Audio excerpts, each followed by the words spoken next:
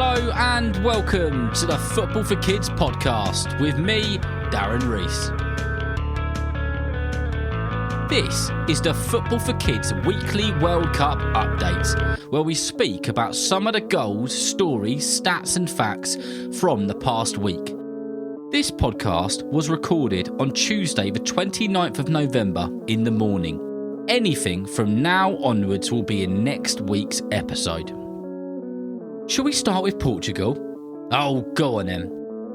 Portugal's opening game of the World Cup was against Ghana, and it ended up being a really good game. The game ended 3-2 to Portugal, but the story which comes out of this game is the first goal of the game was scored by no other than Cristiano Ronaldo. Now, there's nothing new with that, but when Cristiano scored that goal, he made history because he became the first male player in football history to score in 5 World Cup tournaments. That's 20 years of scoring in the World Cup and representing his country of Portugal. It will most probably take many, many years before another player is able to do this. What an amazing achievement. Brazil had their first World Cup game of 2022 against Serbia, and it finished 2-0. Both goals for Brazil were scored by the former Watford and Everton player who now plays for Spurs, Richarlison. The second goal that Richarlison scored has got to be one of the goals of a tournament so far. The ball came into the box and he flicked it with one foot up into the air and then did the most tremendous bicycle kick, smashing the ball past the goalkeeper and into the back of the net. If you haven't seen that goal, ask an adult to find it for you. It was super. Wales' second game was against Iran, and it was an eventful one to say the least. Iran hit the crossbar and the post. Wales were on target 3 times, but they just couldn't find the back of the net.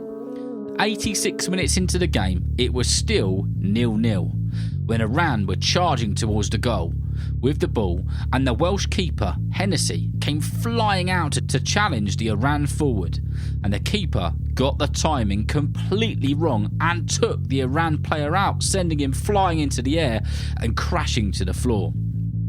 The referee initially gave the Welsh keeper a yellow card, and then someone in his earpiece told him to go and check it on the screen.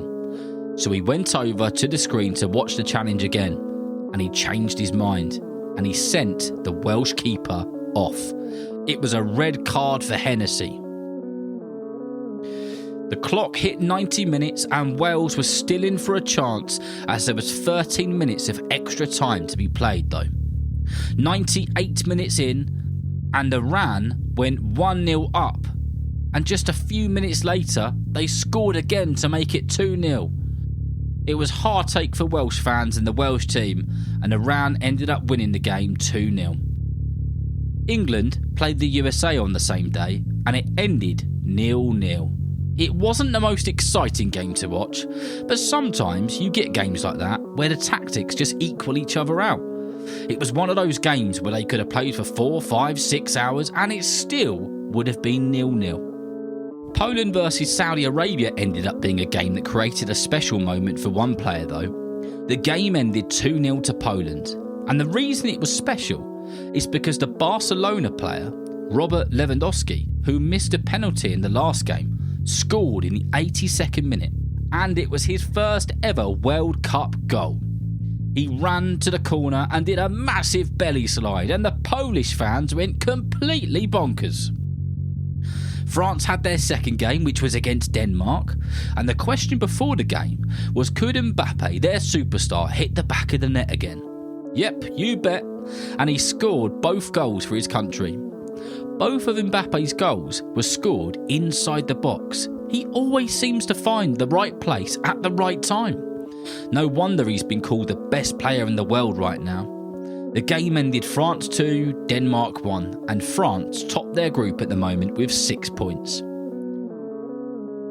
Belgium, who are ranked by FIFA as the second best team on the planet, 1 place below the best team on the planet, Brazil, were beaten 2-0 by Morocco, who are ranked the 22nd best team in the world.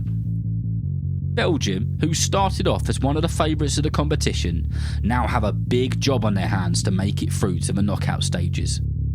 Will they do it? We'll just have to wait and find out.